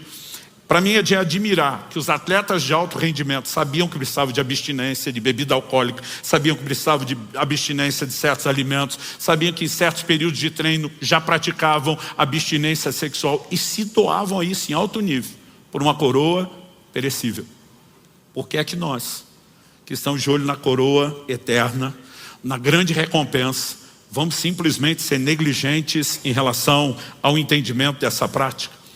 Algo que eu tenho percebido, né, é que os cristãos que exercem o princípio da abstinência, o jejum em todos os seus formatos, possibilidades, práticas, é um exercício importante e necessário, né? Controle, domínio de si é algo que nós temos que exercitar e praticar.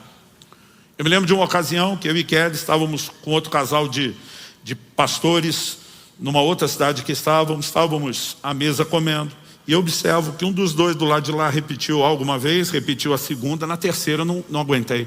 Eu falei: olha, você me conhece. Você sabe que eu durante muito tempo achei que quando Jesus mandou os discípulos pregar, ele fala: comei de tudo puser diante de vós. Eu achava que ele mandou comer tudo. Demorou para entender, comer tudo é quantidade, de tudo é diversidade, né? E eu falei: eu acho que eu tenho autoridade para te falar isso pela mudança que eu vivi. Não há motivo para você continuar repetindo isso. Você já curtiu, já sabe o sabor, já aproveitou, já deleitou, você já passou da cota. A pessoa olhou para mim e falou: ai, desculpa, é que eu não aguento, eu não consigo.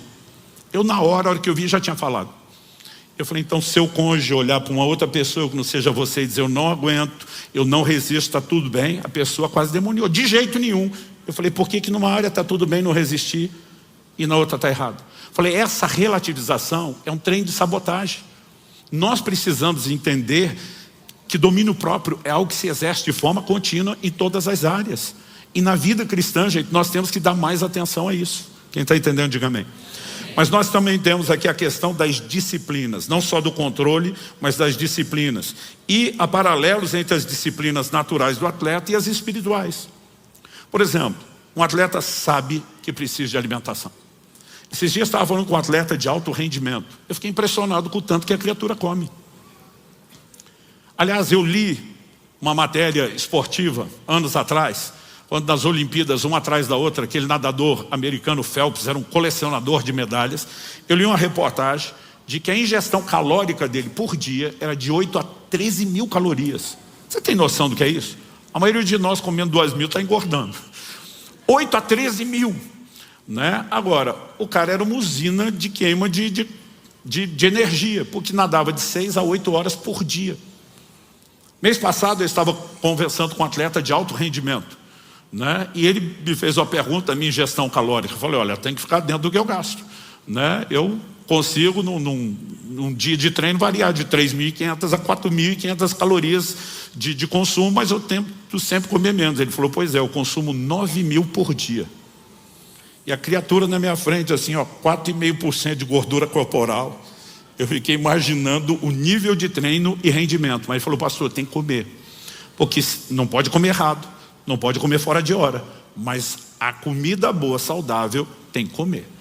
Ele falou assim: eu sou médico e tenho especializações em algumas dessas áreas. Ele falou, eu só vou para suplementação no que está praticamente impossível. Eu resolvo isso com alimentação. Mas ele falou assim, tem que ter dedicação. Ele falou, e tem que espalhar isso várias vezes no dia, porque ninguém vai conseguir comer 9.000 calorias em 2 refeições.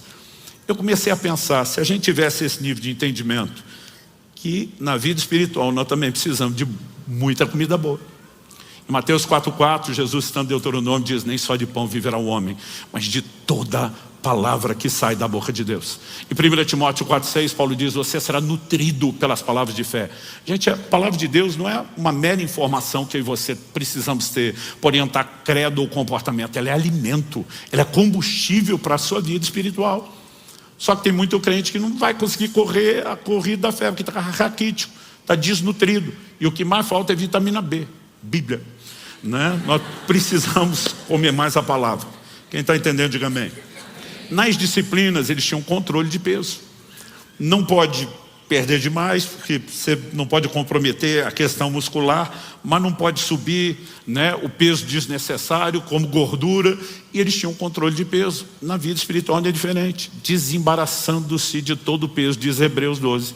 Vamos correr com perseverança. Eu tenho percebido, como mencionei antes aqui, que quando você perde peso, você tem um rendimento, né, maior. E a Bíblia vai fazer a aplicação. Só que no plano espiritual, qual é o peso? Ele fala de 2 coisas, do peso e do pecado que nos embaraça. Quando ele fala embaraço, está amarrando suas pernas, vai impedir você de correr, né? O peso vai criar uma sobrecarga, seu rendimento vai diminuir. Mas quando ele separa peso do pecado, nós sabemos que tem coisas que atrapalham e que não são pecado. Ou seja, às vezes o crente não está nem lutando contra o pecado como deveria. Mas alguns de nós estão ser errado e proibido da fora. Mas algumas coisas são lícitas, que às vezes se tornam peso. Tempo demasiado que eu e você podemos gastar em entretenimento, rede social, e que rouba o tempo da nutrição, e que se tornam distrações, e que tiram o nosso foco. Quem quer correr bem e ter alto rendimento, precisa de disciplina. E na disciplina a gente se livra de peso. Peso desnecessário, né? Coisas que às vezes estamos carregando e nos atrapalham. Deixa eu correr aqui contra o tempo. Exercício, né? Como eu falei, ninguém fica bom em nada sem exercício. Isso também é aplicado para o plano espiritual. Em 1 Coríntios 4,7, o apóstolo Paulo diz assim, exercita-te pessoalmente na piedade. Ele usa a analogia do exercício, mas ele vai aplicar a piedade. No verso seguinte, 1 Timóteo 4,8, Paulo diz, pois o exercício físico para pouco proveito, mas a piedade para tudo é proveitosa, porque tem a promessa da vida que agora é e daqui há de vir. A palavra traduzida exercício, seja quando ele fala exercício na piedade, ou depois exercício físico, é a palavra grega ginásia. Ela é a raiz da palavra ginásio, o lugar onde se faz ginástica, o que hoje a gente chama mais de academia do que ginásio. No espanhol e no inglês eles ainda usam muito a expressão ginásio, no espanhol gym, a contração, né? No inglês é a mesma raiz dessa palavra antiga, o lugar onde os atletas iam treinar em alta performance. E a Bíblia diz que eu e você temos que fazer o mesmo em relação à piedade, porque ninguém fica bom em nada sem treino, gente. Então assim, oração, exercício contínuo, né? Eu fico olhando para alguns crentes que eles não têm empolgação de vir para uma vigília, como essas que a gente anuncia, vai da 12:00 às 6. Porque mesmo você botar a adoração, a palavra ou outra, chega uma hora e ele não tem assunto. Ele está que nem aquele crente que cansou de orar a mesma coisa, escreveu uma placa e ele dizia para Deus, contempla a minha placa, para eu não ficar repetindo. Agora, a melhor coisa para um novo convertido é quando ele cola em gente que ora. Porque como é que você aprende a orar? Orando. Quanto mais você se dedica, mais a vida de oração flui, né? A palavra de Deus, leitura bíblica, mesma coisa. Esses dias eu estava conversando com alguém que perdeu o ritmo de treino e foi pastor, descobri que no reino espiritual é a mesma coisa. Quanto mais você ora e lê a Bíblia, mais você quer fazer. Do mesmo jeito que quem treina, quanto mais treina, mais quer treinar. Mas quanto menos faz, menos ânimo vai ter para fazer. É a mesma coisa, exercício na piedade. Se você não treinamos nos compadecer das pessoas todos os dias, né? Ou a maior parte dos dias podemos, se você não treinamos compartilhar o evangelho, não nos exercitamos na piedade, como é que vamos ser cristãos de alto nível? O exercício precisa ser parte, e a gente tem que ser dedicado nessa disciplina também. Mas também precisamos de descanso. Quem treina sem descanso vai ter problema. né? Nem todo nível de treinamento pode levar àquela sobrecarga que eles chamam de overtraining, mas abaixa o rendimento. E nós precisamos entender a importância de descanso. O descanso é inegociável para os atletas, né, que querem ter rendimento. Não apenas ter uma rotina de descanso, mas depois de determinados treinos mais intensos, precisam de descanso. No plano espiritual, o descanso não é apresentado como uma pausa nos exercícios. Como se tipo assim, já orei muito essa semana, preciso de um dia de descanso. Já li muito a Bíblia, preciso de descanso. Falei muito de Jesus, preciso de descanso. Mas ele é incluído numa outra perspectiva. Em primeiro lugar, em Hebreus 4:3 a Bíblia diz: nós os que cremos entramos no descanso. Há um descanso da fé, que usa o paralelo de recuperar as forças, mas não necessariamente da pausa. Hebreus 12, verso 1, até agora há pouco, fala de correr com perseverança a corrida da fé. Olha o que diz Hebreus 12:12, que está no contexto ainda. O texto sagrado diz assim: por isso levantem as mãos cansadas e fortaleçam os joelhos vacilantes. Eu comecei a prestar atenção nesse versículo um dia que eu estava vendo os corredores no final de uma maratona. Mesmo aqueles que não chegaram em primeiro, mas estava dando gás para terminar. A maioria chegava mais ou menos assim, ó, mãozinha abaixo e o joelho já para dentro, né? Mãos cansadas, chega uma hora que ele não consegue manter aquele movimento com a mão em cima e o joelho, ó. Aliás, tem uma tradução que usa a expressão joelhos trôpegos em vez de vacilante. O que você vê de gente caindo perto da linha de chegada porque o cara está no limite. Agora a Bíblia diz: fortaleça isso, mas não dá para parar de correr. Na corrida da fé, o descanso ele vem acontecendo de forma paralela e simultânea enquanto você corre. Não é parar de correr. Olha o que diz Isaías 40, do verso 29 ao 31. Ele fortalece o cansado e multiplica as forças ao que não tem nenhum vigor. Os jovens se cansam e se fatigam, os moços de exaustos caem, mas os que esperam no Senhor renovam as suas forças, sobem com asas como águias, correm e não se cansam, caminham e não se fatigam. Isso não deveria ser a temática de Carruagem de Fogo, deveria ser da minha e da sua vida. E se não tem minha idade, nem sabe o que eu estou falando. E tem gente que nem conhece o filme, mas tudo bem. O descanso pode ser vivido enquanto eu e você corremos a corrida da fé, mas nós precisamos dele.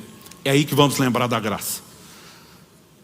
A graça não significa que eu não me empenho, não esforce, mas nessa corrida não adianta apenas ter o meu e o seu esforço. Ele precisa ser o passo inicial onde a gente diz: Senhor, eu preciso daquele turbo, o poder que opera em mim, né? Como o apóstolo Paulo falou, nessa corrida não vai ter exame antidoping. E nós podemos ter um combustível extra, que é a mão de Deus nos fortalecendo e nos capacitando para que essa corrida seja concluída e concluída de forma satisfatória. O nível de rendimento de todo atleta é diretamente proporcional ao seu nível de disciplina. A pergunta é: no plano espiritual seria diferente? A resposta é não. De acordo com essa analogia bíblica, não. Mas depois de falar da importância do empenho, né, destacar aqui dedicação, depois de falar da necessidade de disciplina, essa vida espiritual regrada, eu quero em terceiro e último lugar chamar atenção para aquilo que é um combustível, né, que a gente pode dizer extra. O livro de Hebreus fala de alguns que da fraqueza tiraram forças. Eu às vezes fico admirado vendo cenas como essa de esporte, de alguém quando mira a linha de chegada, você fala assim, não tem mais nada no tanque, né? Esses dias vi um relaxar na chegada.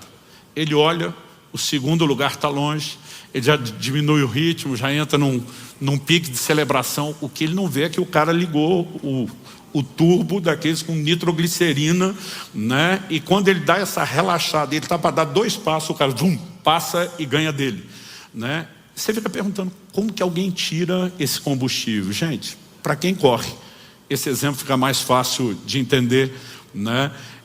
A linha de chegada, ela tem assim uma capacidade de impulsionamento a mais. E eu e você precisamos correr pelo prêmio, ou seja, foco no prêmio, foco na recompensa. Há uma linha de chegada, há uma recompensa para aqueles que a cruzam. E nós vimos que no início o apóstolo Paulo diz, corram de tal maneira que ganhem o prêmio. Porque é importante entender a importância do empenho, a necessidade de disciplina, nós já vimos. Mas a gente só vai conseguir manter isso com certo combustível. E essa questão de vislumbrar o prêmio, ela é significativa. Porque nos ensinos de Paulo, inclusive usando analogias da corrida, né, você tem pelo menos dois exemplos que não podem ser ignorados. Ele fala da possibilidade de que essa corrida termine com fracasso. O outro, de que ela termine com sucesso. Em relação ao fracasso, Gálatas 2:2, Paulo diz, para não correr ou ter corrido em vão. Traduzindo, usando a linguagem dos nossos dias, é nadar e morrer na praia. É no final você dizer, não dei conta.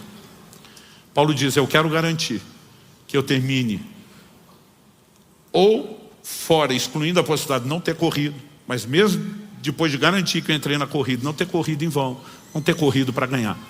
Mas ele também fala de sucesso. Filipenses 3:12, não que eu já tenha recebido isso, ou já tenha obtido a perfeição, mas prossigo para conquistar aquilo para o que também fui conquistado por Cristo Jesus. Cristo nos conquistou para algo. Essa obra não está concluída. E ele está dizendo, nós temos que prosseguir para conquistar aquilo para o qual fomos conquistados.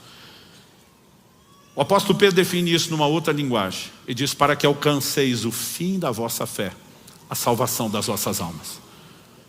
Nós somos salvos pela fé, estamos num processo de desenvolvimento da salvação, mas tem uma conclusão nos aguardando. Esse é o objetivo final da fé. Esse é o alvo final da fé.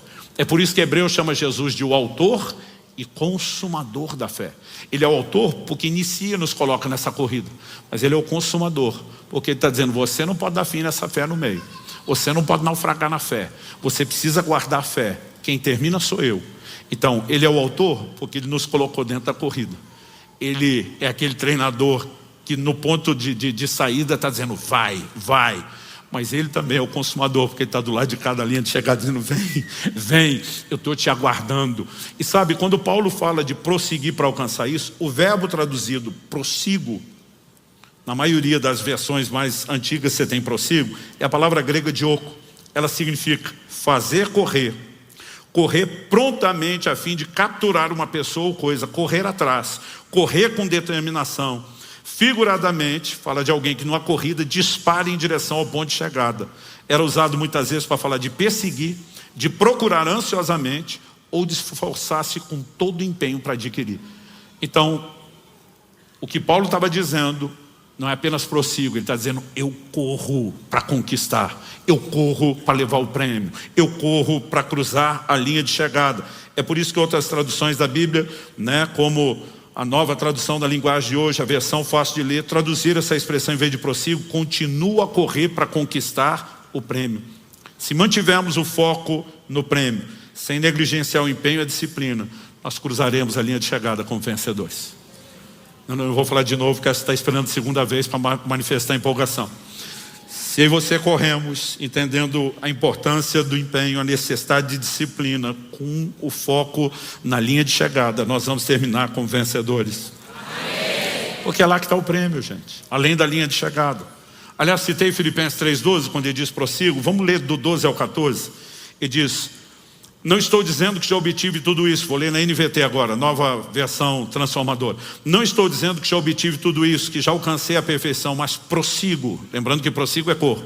A fim de conquistar essa perfeição para a qual Cristo Jesus me conquistou. Não, irmãos, não alcancei, mas concentro todos os meus esforços nisso, esquecendo-me do passado e olhando para o que está diante. Prossigo, ou traduzindo, corro. Prossigo para o final da corrida, a fim de receber o prêmio celestial para o qual Deus nos chama em Cristo Jesus. Prossigo para o alvo, para o prêmio da soberana vocação. Você sabe o que significa essa palavra traduzida prêmio? Prêmio. Às vezes a gente quer um significado diferente. Essa palavra traduzida prêmio, ela significa o prêmio dado ao ganhador dos jogos. Passou a ser usado para falar de outras formas de recompensa. Mas hoje poderia ser prossigo para o troféu, prossigo para a medalha. Estava falando daquilo que a pessoa na competição ganharia, né, ao final. E essa analogia de novo é usada aqui. Então o que Paulo está dizendo é, não se prenda aos erros do passado, nem às limitações do presente. Foque em terminar a corrida, dê o melhor de si, sabendo que você vai poder usar a graça de Deus. Faça a sua parte. E se Paulo num certo momento da caminhada está dizendo, gente, eu não cheguei lá, uma das últimas epístolas que ele escreve, onde ele já está com a revelação de Deus, que ele vai morrer pelo Evangelho, e diz: estou pronto para ser oferecido como oferta de libação. Paulo diz em 2 Coríntios, capítulo 4, verso 7, combati o bom combate. Lembrando que a palavra combate, agonizomai, competição de alto nível. Completei a carreira. A palavra aqui traduzida carreira é curso. E ela era usada para quem corria no estádio. Então, em vez de combati o bom combate, você pode dizer: corri a boa carreira. A boa corrida. Completei a carreira. Cheguei na linha de chegada. E guardei ou mantive a fé. Né? Aliás, foi exatamente assim que a versão fácil de ler traduziu esse texto. 2 Timóteo 4,7. Em vez de combati o bom combate, completei a carreira, guardei a fé, traduziu assim: participei do torneio de honra, completei a corrida, mantive a fé. E Paulo está dizendo: os atletas se empenham pela coroa corruptível, os louros da vitória, aquela coroa de folhas, iria secar e desaparecer em poucos dias. Ele diz: nós estamos de olho numa coroa incorruptível. E o que significa essa coroa incorruptível? Ela recebe, além desse adjetivo, coroa incorruptível, ela é mencionada pelo próprio Paulo. Se você parar para pensar, coroa significa recompensa final. Ela é mencionada por Paulo como a coroa da justiça. Ela é mencionada por Tiago na sua epístola como coroa da vida. E é mencionada pelo apóstolo Pedro na sua primeira epístola como coroa da glória. São adjetivos diferentes para nos ajudar a mensurar essa recompensa. Mas quando Paulo fala da coroa da justiça, ele fala na sequência. Primeiro ele diz: combati o bom combate, encerrei a carreira, guardei a fé, ou como lemos, né, participei do torneio de honra, completei a corrida, mantive a fé. Aí diz assim: desde agora, porque eu completei, me está guardada a coroa da justiça, que o Senhor, reto juiz, me dará naquele dia, e não somente a mim, mas a todos os que amam a sua vinda. A coroa é a recompensa de quem correu até a linha de chegada. E eu e você precisamos correr com determinação para o alvo. Tiago capítulo 1, verso 12. Bem-aventurado é aquele que suporta com perseverança a aprovação, porque depois de ter sido aprovado, receberá a coroa da vida, a qual o Senhor prometeu aos que o amam. E 1 de Pedro, capítulo 5, verso 4. Quando o Supremo Pastor se manifestar, vocês receberão a coroa da glória, que nunca perde o seu brilho.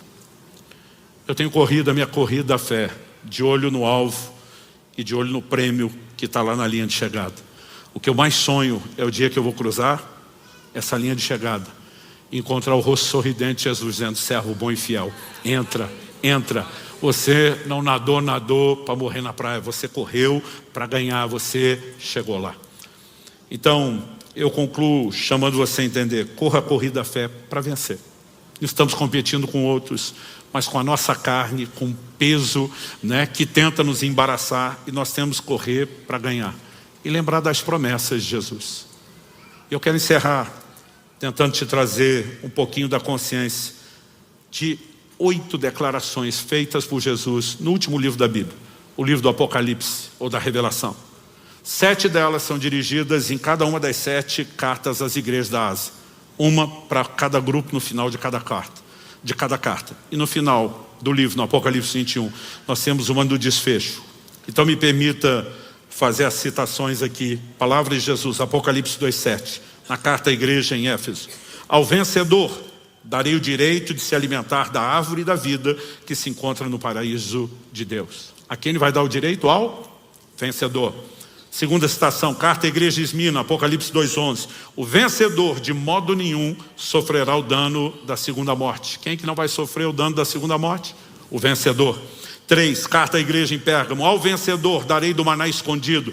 Também lhe darei uma pedrinha branca, e sobre essa pedrinha um novo nome escrito, o qual ninguém conhece, exceto aquele que o recebe. Ao vencedor. 4ª citação, carta à igreja em Tiatira. Ao vencedor que guardar até o fim as minhas obras, eu lhe darei autoridade sobre as nações, e com cetro de ferro as governará e as reduzirá a pedaços como se fossem objetos de barro, assim como também eu recebi a autoridade do meu Pai, e lhe darei ainda a estrela da manhã.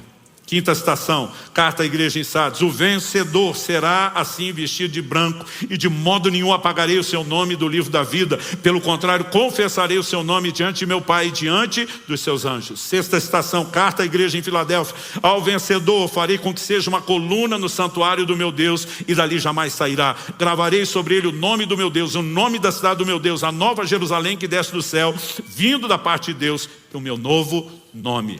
Sétima citação, carta à igreja em Laodiceia, Apocalipse 3:21: ao vencedor darei o direito de se sentar comigo no meu trono, assim como eu também venci e me sentei com o Pai no seu trono. Há uma recompensa para os vencedores. E no desfecho, eu podia só ler Apocalipse 21:7, que diz: o vencedor herdará essas coisas, e eu serei o Deus dele, ele será o meu filho. Mas eu quero ler o contexto, para que você entenda o que significa herdará essas coisas. Apocalipse 21, do verso 3 ao 8. Então ouvi uma voz forte que vinha do trono e dizia: eis o tabernáculo de Deus com os seres humanos. Esse é o momento da consumação da obra da redenção final. Deus habitará com eles, eles serão um povo de Deus, e Deus mesmo estará com eles e será o Deus deles, e lhes enxugará dos olhos toda lágrima. Já não existirá mais morte, já não haverá luto, nem pranto e nem dor, porque as primeiras coisas passaram. Não, a única vez que eu leio esse texto, seja pessoalmente ou em público, por décadas, que isso não me emocione. E aquele que estava sentado no trono disse: eis que faço novas todas as coisas. E acrescentou: escreva, porque essas palavras são fiéis e verdadeiras. Disse-me ainda: tudo está feito. Eu sou o alfa e o ômega, o princípio e o fim. Eu, a quem tem sede, darei de graça da fonte da água da vida. O vencedor herdará essas coisas. Eu serei o Deus dele, e ele será o meu filho. Quando a corrida estiver pesada, lembre: o vencedor herdará. Quando a corrida estiver difícil, lembre: os olhos fitos em Jesus, o autor e o consumador da fé. Ele é quem declara: eis que cedo venho, comigo está a minha recompensa. Foco no prêmio. O vencedor herdará essas coisas, eu serei o Deus dele, ele será meu filho. Mas eu não posso também deixar de ler a advertência do verso seguinte, o 8.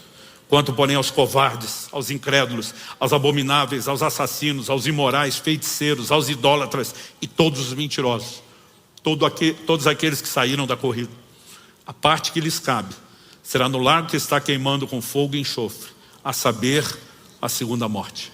E essa declaração também se qualifica dentro da afirmação: essas palavras são fiéis e verdadeiras. Tanto a promessa ao vencedor, como a punição aos que abandonaram a corrida. E que diante disso, a gente possa sair daqui com algo prático em mente, em relação a essa corrida da fé. Que você se lembre da importância do empenho, da necessidade de disciplina, e da importância também, do quão vital é manter o foco no prêmio. Porque naquele dia, nós vamos poder dizer como Paulo em Gálatas 2:2, que decidimos, garantimos não correr ou não ter corrido em vão. E quando nós cruzarmos essa linha de chegada, cada fibra do nosso ser vai estar gritando: valeu a pena. Valeu a pena. Há muita coisa na eternidade em jogo, e às vezes pequenas distrações estão nos roubando de algo tão extraordinário. Que essa analogia de alguma forma possa ser um instrumento de Deus para despertar a mim e a você. Eu quero que você fique em pé para nós orarmos.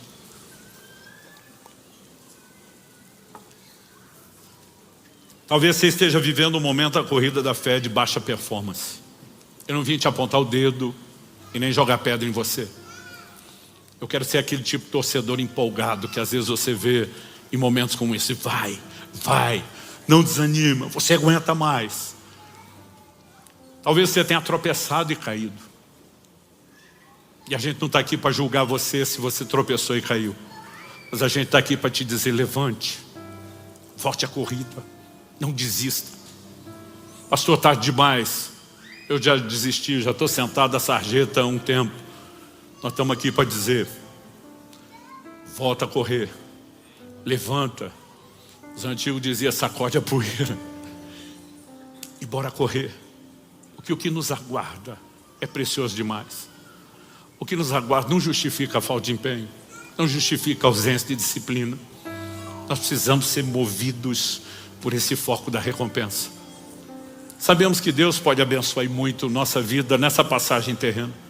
Mas o apóstolo Paulo escreve aos Coríntios e diz: é só para essa vida que esperamos em Cristo. Nós somos de todos os homens os mais dignos de lástima, infelizes, porque qualquer coisa que ele faça aqui ainda é uma recompensa, uma coroa perecível. Isso passa. O que realmente precisa nos empolgar é o que está do lado de lá, depois dessa linha de chegada. E não é apenas o sorriso do Senhor, é a recompensa de uma eternidade com Ele. Ao vencedor, ao vencedor, ao vencedor, ao vencedor, ao vencedor. Por que repetir tanto isso? Ao vencedor, ao vencedor, ao vencedor. Ele quer que a gente tenha não apenas informação, deixa estar na categoria ênfase. Corra para vencer, corra pelo prêmio. Eu quero orar com você. Alguns de vocês estão cansados na corrida. Pastor, nesse momento a performance está baixa porque o joelho está trôpego, as mãos estão desfalecendo. Nós vamos clamar para que Deus traga uma nitroglicerina espiritual, um santo turbo dentro de você.